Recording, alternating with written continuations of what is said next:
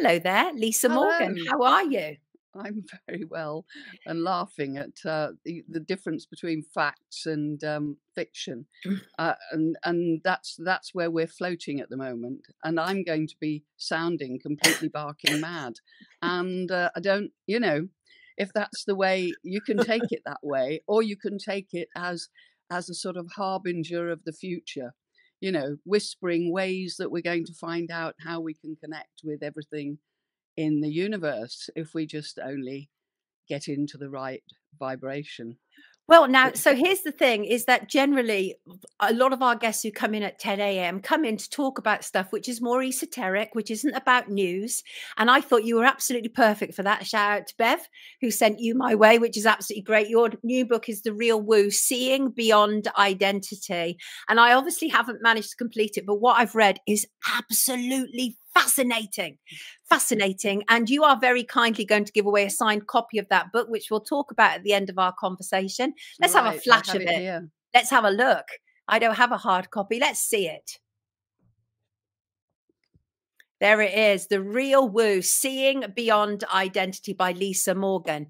This Hmm. is a phenomenally interesting story. As you say, it's for everyone who's prepared to listen to the whispers as we tumble on through the universe. So I want people out there who may be more interested in generally kind of earthy things to maybe suspend your disbelief for this conversation and just kind of open yourself up to what Lisa and I are about to talk about.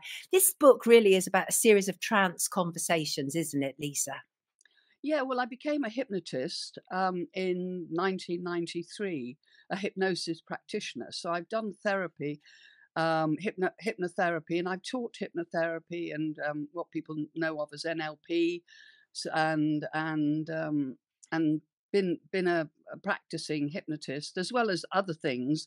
I've had my feet very much in the material world, having worked as a business person for many years, across Asia and all over the place.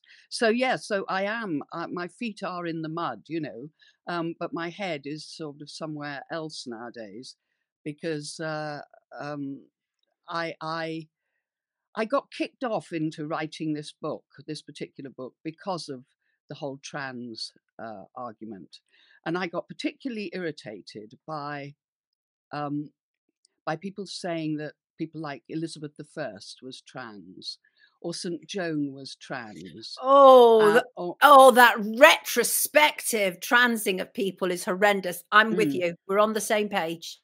yeah. So I got really hacked off with this, which is very unspiritual of me in one way. But I over 30 years I've got very used to going into trance, hypnotic trance, and people have got all sorts of strange ideas about it. But it's a brainwave, really. You just slip into a brainwave where you. I think hypnosis is different from meditation because hypnosis Yeah. is Yeah. purposeful. You can sort of become a detective in hypnosis, a sort of psychic detective, if you like. And I decided to go and see if I could connect with some of these people who were supposed to be trans and ask them about life.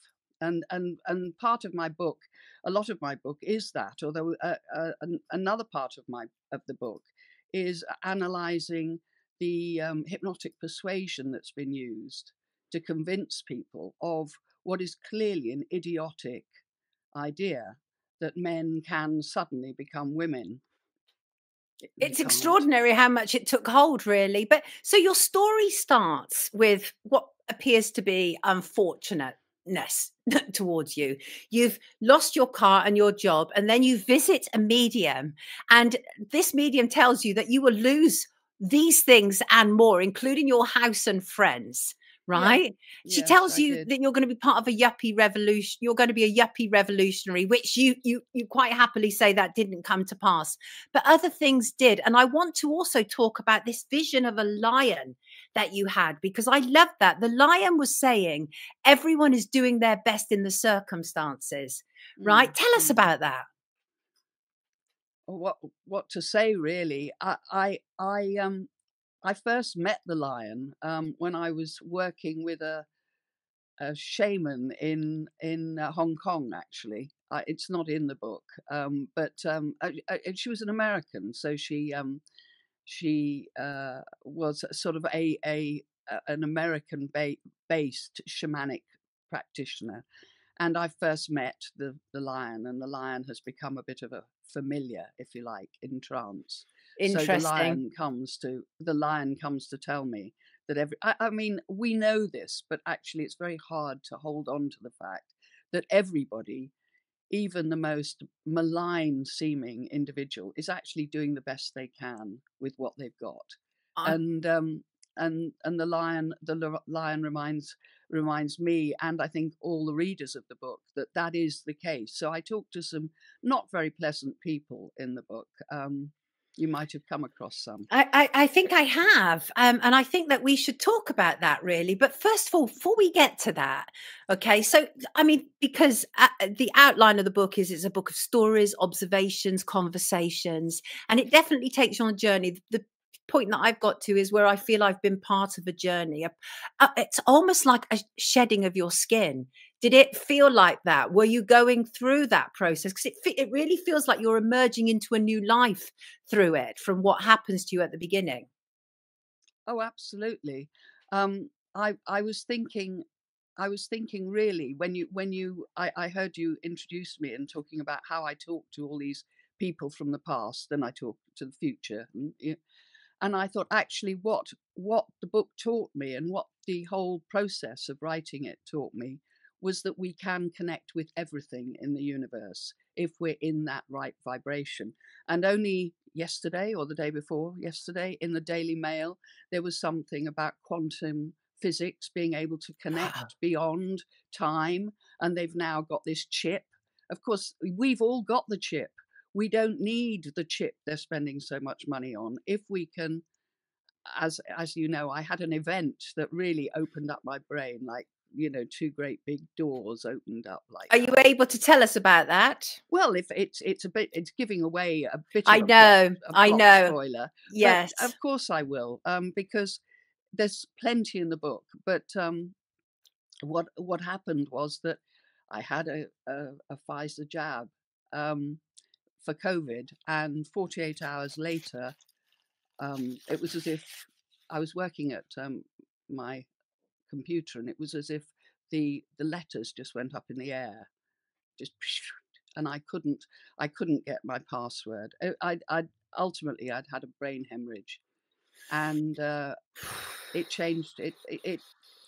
And a hemorrhage is quite good, really, because it's like a bruise. It'll disappear with time, although you're always marked by it. Um, but and I spent several months getting better, as it were.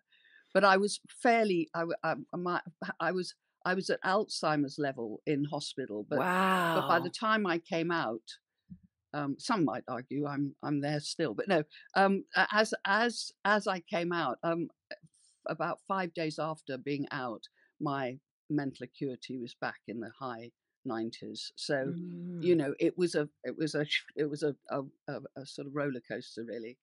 And I just spent I spent about a year getting better, but then I had the capacity to just sit in an armchair and tune in.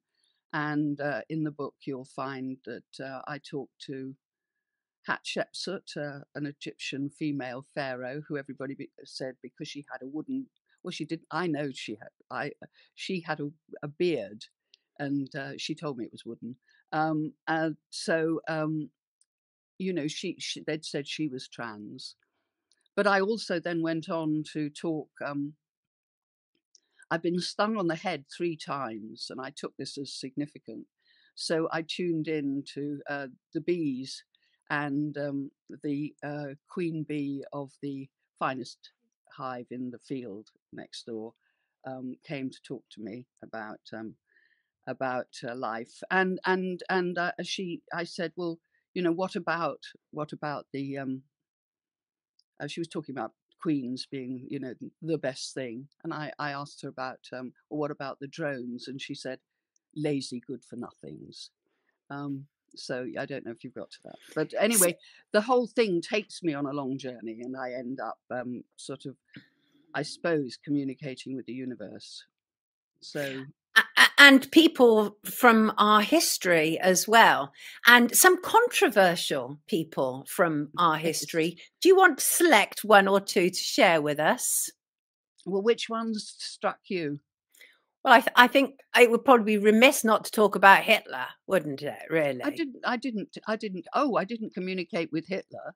Oh, wait, so I've confused that with something then. Who Yes, I spoke at a Let Women Speak event where I said, that's what you've, that is where where I I've said that yes, I was talking about the big lie and the big lie because um, the big lie is that trans women are women. And I said this was first written about in that's by it, that's it. Sorry, my mistake, my mistake. No, I haven't progressed that far along, so do share with us some of the people that you have communicated with. And actually um, and I think it's interesting because have you found a thread, a theme to the people? Are they coming to you? You're not calling them, are you? No, I sometimes it depends. Sometimes I sort of get a sense, and the name goes round. I get I'm quite musical, so a sound, a song will come into my head, and I'll chase that. Classical music, Sonia, not quite, I talk to a hermaphrodite. Um, Historical, I mean classical, historical, because of a song that kept That we would call intersex now, right? But then would yeah, be but yes. would have been called hermaphrodite, and he was Yes. talking about the struggle, agdistis, um, and a Greek, a Greek god really, or a Greek character in the pantheon. So who did I talk to? Well, I talked to Kim Philby, but that's a bit of a. I think you've got to be quite a way through the book before, and he lies to me and says, well, and we talk about lying and truth. Um, and What a spy Spencer, lied to you. Well, I'm well, that yeah, shocked. exactly. What should I have expected? Spencer Tracy talked to me about his relationship with what's her name, Catherine Hepburn, Do you actually and see these people? Like, do you well, see them no, before you? It's in your mind. no, what happens is I embody it. So the process that I did was to use my iPhone and put it on record, but record so that it transcribed. And I would go into trance and talk. And so Spencer Tracy talks through me. But I know Spencer Tracy because I sort of get into the physical, it's a sort of kinesthetic feeling. And I also I see things, of course, as well. So it's a multi-sensory experience. I've never You've talked to anybody like this about this in this well, way. So it's this is fine. Absolutely. I'm enjoying it. So, but the thing is, you also talk about talking to stars, don't you? What information do the stars have to share with us?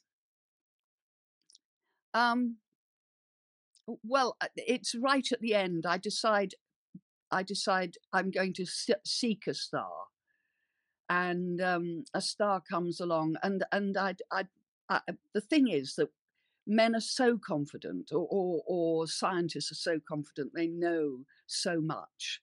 They would say I'm talking complete baloney, and that's fine, but they can't see the whole universe, and Oh, the more they increase their capacity to see, the more they see. They just it's universe, it's infinite, it goes on. And I decided to tune in to a star. There's a star called Earendel, which is the furthest one that they can actually perceive, and they get it through bouncing through space. It's anyway, it doesn't matter, but they get it through getting reflections in the space-time curve or something, some bouncing. So I decided to see if I could communicate with a star that far, and one came, and it's a very fine energy, very very high energy. And it's I said, well, what can I call you? And it said spritzer. So I said, oh, like the drink, spritzer. And afterwards we had a little conversation, which was very, very slight, but I said, oh, that sounds light and bubbly, and the star said, well, that's for you, you know. But I realized after coming out of the trance that spritzer, it was spiritzer, Oh. that he was Ooh. saying. Ooh. And there are things in the book you'll find that are like little things that I realize as I read now that resonate, that I didn't notice at the time, because Right. I'm only me, you know. Right. But we're living on such a low level. I mean, that is the reality. It's like there is so much rich information that we can draw on about the true nature of our universe if we look more closely. And so you've looked at things like dreams, the unconscious mind as one example, haven't you? And you've actually, I mean, for those just tuning in, by the way, I don't think you could come up with a better title for that book. I Oh, bless generally, you. I think that is an absolutely phenomenal title, because immediately people are like, this is woo woo, right? Immediately, because they can't help themselves, because we've been taught one way through a very kind of formulaic educational system, most of us. And so, which has dumbed us down. But my mum was a medium. I grew up around a seance table. So this stuff is not new to me. Right. This stuff Ah, is not new to me no. at all. Right. Which is why I embrace it, because I'm absolutely aware that there is more going on than we are being led to believe. But this was ultimately for you a quest for the truth. What kind of truth were you looking for?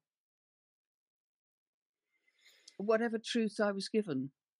I mean, that's the thing. I wasn't trying to shape anything into any preformed um preformed thing. Of course, my references. I mean, I one of the first characters, one after the stroke, as it was, the brain hemorrhage, was Zoroaster. Now, Zoroaster, the a prophet of Persia, I think. Zoroaster came with great advice, and I hadn't got a clue about what. I knew the name Can you share Zarathustra, some you of know, it? Zarathustra from you know, the Space Odyssey. Da da da da. Can you say great advice? Can you share some of it? Because these presumably are universal truths that you're Yes, receiving. and I'm picking up universal, yeah, and it was about men and women need each other, really, and that men and the image that he gave was men and women come together, like the hands of a clock, midnight, and you know, at midnight the two hands cross, and you know, this is a moment of enlightened magic, I suppose. I don't mean magic in the, you know, wave a wand thing, but and so he talks about the future of the world being the male and female together, and all this crap that we're going through is going to teach us that ultimately, I suspect. So, without going in too deep on this, it doesn't allow for like same-sex relationships, are you saying? Mm-mm-mm. And certainly, he says, of course that happens. Right. But remember, you're talking to a prophet from ancient Persia. Nebuchadnezzar's interesting because Nebuchadnezzar, you know, you've heard of him, Yeah. have you? Yeah. Well, I got him wrong because anyway, Nebuchadnezzar. I wasn't sure. Anyway, Nebuchadnezzar talks about loving being with all the women because he has to wear this sort of leather apron to stop men stabbing him. So he has to wear all this gear when he's out in public. When he can get to what I suppose is the harem, though he doesn't call it that, he really loves wearing all the women's soft clothes, which, you know, so there's a trans guy called Stephanie in it who will be trans for, you know, the rest of his life. Right. And but Right. no, yeah, Zoroaster says, no, no, you know, there are men with men and women with women, but the future for him is Right. is that us recognizing Well, that male-female aspect in us. well, we have to be able to procreate as well, obviously, otherwise there is Yes, no future, of which you do need exactly, male and exactly. females to be able to achieve that anyway. But so the thing is that there's so much more to your book, right? Including the fact that you actually do look at, like, for example, persuasion techniques, right? Particularly hypnosis, and how, Mm. as you say, how they're used to convince society that identity and gender identity represents the future. And you're saying, no, no, no. I've talked to people, I've been in a trance and I've talked to people, and this is the future. And I get it. I absolutely get it. And I also allow for the fact of individual differences as well. But I'm like you, Lisa, I'm looking for universal truths. What Yeah. really stands up to the test of time, as one example? And what do you feel? Can you share with us any big universal truths that would benefit our viewers? Do you know I talk to tardigrades? You haven't got to the do you know what a tardigrade No. is? What's a tardigrade? It's a tardigrade is a creature that's it's got limited DNA. They're like the things you see under microscopes. They are they've been found in the hottest places on Earth and the coldest places on Earth, and they're eight segments. I think they're the little things with funny. You look up tardigrades afterwards, and I talk. I think I know the ones you mean. They've got a fairly long body, haven't they? Which is They're known as moss pigs. They weren't discovered until they discovered microscopes in the right. 18th century, Oh, right. Oh, and then they okay. found these sort of things in the moss, and they found them in the hottest parts of the world, and they've lived outside in Our outer viewers are space. filling me in here. They live in moss. They're cute little creatures. Got it. Got it. I know the ones you mean. Right. Okay. So you talked to a tardigrade. Yeah. Yeah, and the tardigrade said, "Keep it simple." Would you believe? Yeah. But said we live, we eat, we shit, we just get on with our lives. We shed our skins, we leave Basic our shit stuff, right? behind. Carry We water, leave, chop wood stuff, right? yeah, we leave our shit behind. Do the same yourself, and I kind of like that. so universal truths are expansion and decay, expansion and decay. We go through periods of expansion and then we sort of destroy, but each time we progress. And at the core of all of this, and the core for our future, is really imagination, because that's the thing that will take us. We're going to travel less physically, but travel more than we've even imagined, much more than we've imagined. And I think imagination is at the key, and it's at the key of this book as well. And if you call me barking, then I'll say I'm just highly imaginative. Absolutely. I'm not calling you barking. I don't care what anybody says, right? I really love talking to people like you, Lisa, because I know that there's far more than a 9 to 5, than just putting dinner on a table, right? Than going to bed or whatever. I know there is far more to life. I've seen it. I've witnessed it. I hear things. So Mm. I'm not a cynic about these things, because it's been my lived experience that there is something beyond this Yeah, mortal coil. So I'm very grateful for you joining us. And you do have a signed copy of the book to give away to one of our viewers. Let's I have a flash do. of it again, please. Yes, Here it Morrigan. is. Morrigan thinks you're awesome. And thank you. And there it is, a signed copy of this wonderful book. Usual rules apply, and that is, to my email, soniapoulton@sky.com. I'm sure my beautiful mods will put that email address in there. And it will close at 6 p.m. on Saturday evening. And just put in it book comp.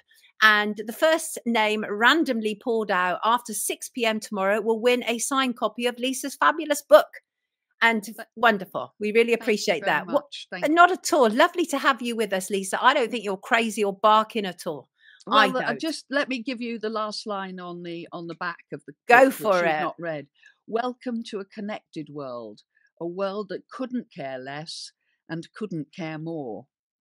So there we are. Absolutely. Jan says, sure, there is more, Lisa. Love listening to you. Indeed. Amazing, Lisa. Well done. And that is the thing, Lisa. I know you say this is the first time you've had an opportunity to be able to talk about it. And probably when you're hearing it coming out, it's like, okay, God, what is this? And it doesn't matter, because I try, and the whole point about Wake Up, again, the clue is in the title, right? It's about not following the status quo. We're not about the norm. I want to talk to people who are having different experiences and who can sort of lend their experience, their knowledge to a greater whole. And you've just done that. And I really appreciate it. Everybody, this is Lisa Morgan. Lovely to see you. Have a lovely weekend, Lisa. Thank you very much, Sonia. Take care of yourself. It's time to wake up with Sonia Poulton.